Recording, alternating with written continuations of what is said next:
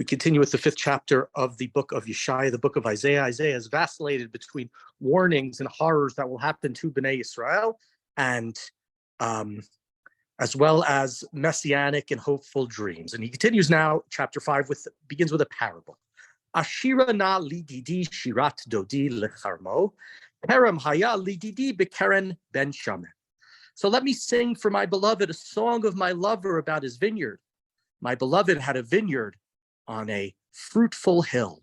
And when you see these words and you think Dodi and Shira, Yedidi, it reminds us of Shira Shirim.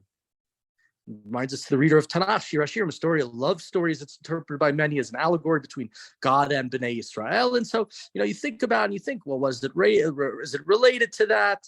And what exactly is going on here? And what happens? Let's see that love story.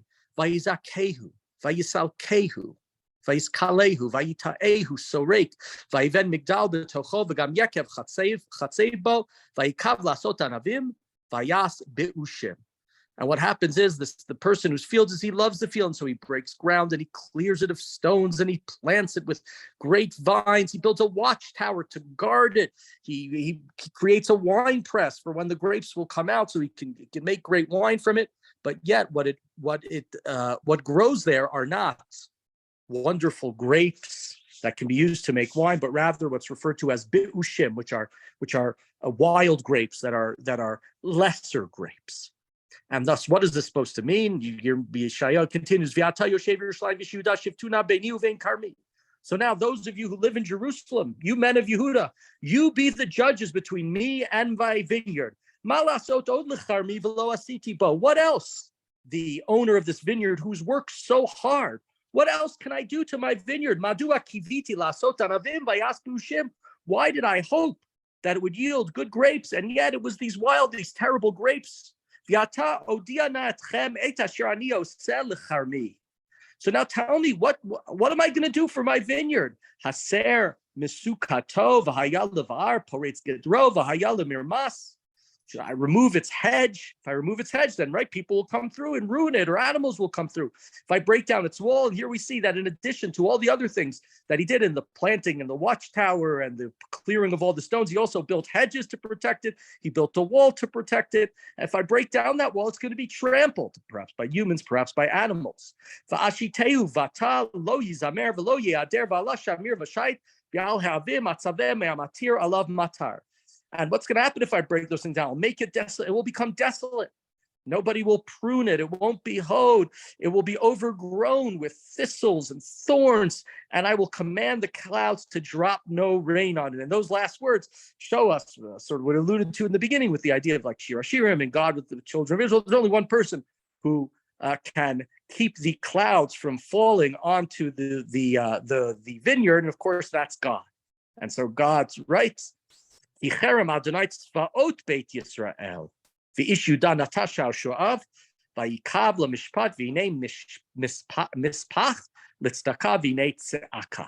For the vineyard of God is the house of Israel, and the seeds that he lovingly tended are the men of Yehuda. And he hoped for justice, but what he got was injustice. For equity, but resulted in iniquity. So we have here God saying, I did everything for you. I took you out of Egypt. I gave you 40 years of miracles in the desert. I helped you capture this land, conquer this land. I did all these things. I protected you. And what did you give me? You gave me wild grapes, poor grapes. You haven't built the just society that you need to build. Instead of tzedakah, I have tze'aka, right? Instead of justice, instead of righteousness, I have inequity. Hoi, magi'ei vayit babayit sadeh v'sadeh yakrivu. Oh, those who had house to house and joined field to field, on Ephes makom v'shavtem levadchem b'kerev haaretz. So there's room for none but you to dwell in the land. Right? This is saying, at least to me, it appears it's saying about people who are just adding on to their wealth, more wealth and more wealth and more wealth. And I think back to the story of Kerem Navot, of King Achav, who wanted the field next to him, the vineyard that belonged to Navot. And Navot said, I won't sell it to you. This is my beloved. I love it. And what Achav gives him a good offer. But then when he is upset, his wife Izebel figures out a way to have Navot killed. so that the king Achav can have the field next to him. And so it's the taking advantage of, it's the cheating of by those who have much over those who have little. So what's going to happen, God says? Those great houses will be desolate. Spacious and splendid ones will be without occupants. For 10 acres of vineyard will give just one bath, one little bit. And a field sown with a chomer of seed, lots of seed in it. It's only going to yield one ephah, a very, very small amount. You think that you're setting yourself up. It's all going to turn. Hoy mashkime vaboker, shechar yirdofu ma'acharei vaneshef yayin yadli came. Oh, now we're talking about the drunkards, those who wake up early in the morning. What do they want? It's always 5 o'clock somewhere. From early in the morning till late in the evening, they are drinking. They have wine that is enraging them. At their banquets, right? They have all sorts of music, lyres and lutes and timbrels and flutes and wine. But they don't give a thought to what God wants. They don't take note of what he's designing. This is, in my estimation, similar to 2 chapters ago, where description there was with women who were wearing all of this jewelry, right? And all of these beautiful clothing and silk scarves, but there was a lack of content.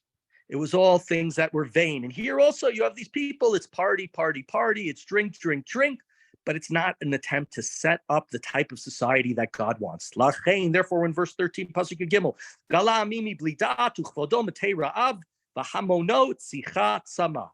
Therefore, my people will be exiled because you did not give heed to the victims of hunger and its masses that are parched with thirst. And the image that I see here, although it's not, I think, a complete response, we may have discussed it at the time, what always bothered me most about the sale of Yosef is when the brothers sat down after throwing him in the pit and ate lunch.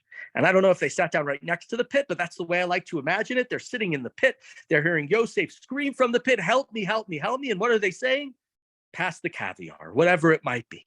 And so here, right, you're sitting there having these meals with wine and flute and getting drunk and delighting. And there are people outside who are hungry, people who are starving. Continuing verse 14, Lachein, Hirchiva Sha'ol Nafsho, Fara Piha Levlichok, Viarad Hadara Vahamona, Usheona Va'alazba. Therefore, Sha'ol, right, which in a sense means what we would call hell, has opened wide its gullet and parted its jaws at a measureless gape, right? It's going to be, the hole is going to be so big for all of you to fall in. And down into it you shall go. You will fall deep right into it. Vayisach adam, vayishpal ish, ve'enei gvohim tishpalna. Man is going to be bowed. The mortals are going to be brought low. Brought low is what's going to happen to those who are haughty. And that's been one of the themes early on in the book. We had that a number of chapters ago. The idea that only God, and we'll come back to that in the next verse, only God is the one, but humans who are haughty and just increasing their significant power and wealth, they will be diminished. And thus, when that happens,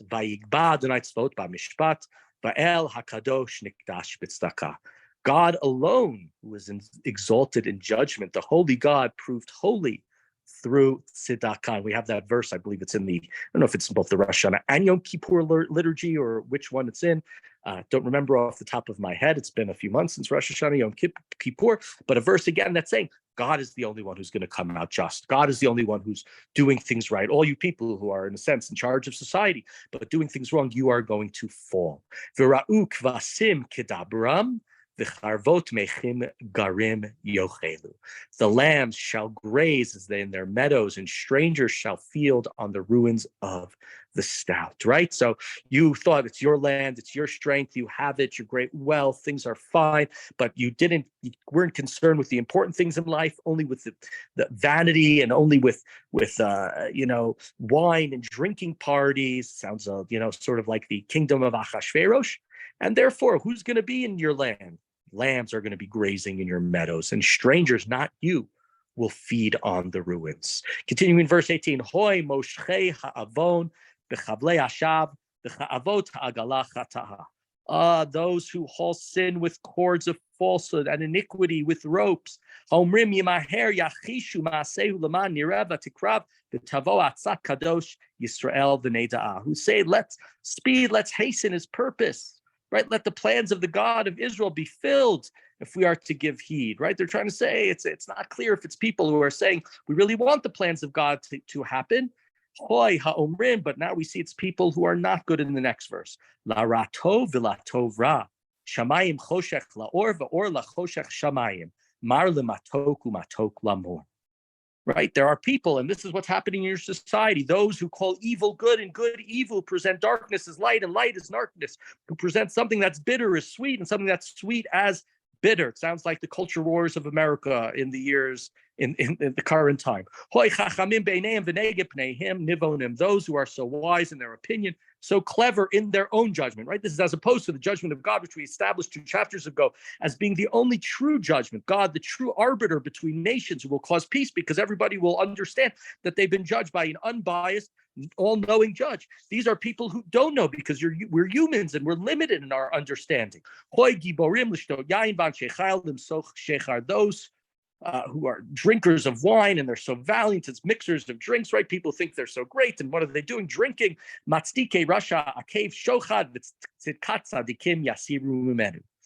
They vindicate those who are in the wrong for bribes. And what do they withhold vindication from? For those in the right. You can bribe the judges. Who can bribe the judges? Well, not always, but generally here, those who are wealthy, those who have the means to do so, and in doing so, they only become of more and greater strength. Lachein, we're in verse 24. Kechol kash l'shon eish v'chashash la'ava yirpeh shorsham kamak yeh u'pracham kavak yalek ki ma'asu et Torat Adonai tzvaot v'et imrat kadosh Yisrael meyatzu. And therefore, what's going to happen?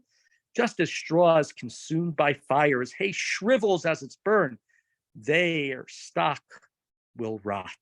Their buds will blow away like dust. They rejected the Torah, right, the instruction of God of Israel, and they spurned the word of the Holy One, of the Kadosh. Alpein charaf Adonai be'amo, vayetz yado alav vayakeu vayergezeu harim v'ati nivlatam kesucha be'kerev chutzot b'chozot lo shav apo v'od yado nitu. And this is why God's anger was aroused against his people. Why he stretched out his arm against them and he struck it, and the mountains quaked and the corpses lay like refuse in the streets. But still his anger has not abated. He has not turned back. His arm is outstretched still. And we think of this, and there are different places where we talk about, but it's hard to read this verse and not to think about, right, the wording that we have when God is taking the Jewish people out of Israel with his mighty hand and his outstretched arm. Right here we have these words, yado, yet yado, yado netuya. It comes up in other places, but this is the opposite of what happened then. God is taking his anger out on the Jewish people. He will raise a sign to a nation afar, all the way at the other end of the earth, and it's going to come with great speed. In Ayafin Koshelbo, Velo Yanum, Velo Yishan, Velo Niftach, Azor Chalatza, Velo Nitak Srochna Alav. In its ranks, nobody's going to stumble, nobody's going to slumber, right? We know those phrases, Lo Yanum, Velo Yishan, are used to describe God in the book of Tehillim. So here it sounds like, right, these people are going to be enemies of God, are the messengers. That's to say the enemies of God. The enemies of Israel are sort of the messengers, the handiwork of God. Their belts on their waist do not come loose, nor do the thongs of their sandals break. Right? They're going to be speedy and they're going to deliver the justice. Their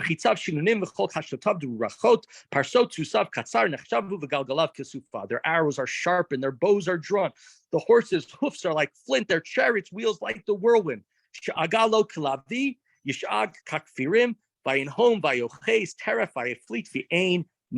Their roaring is like a lion. They roar like great beasts. When they growl and seize prey, they carried it off, and none can recover it. But in the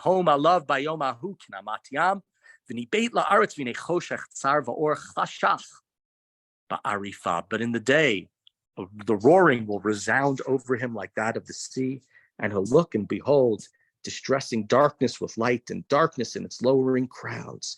And right, this is saying that this enemy of Israel is going to come, right?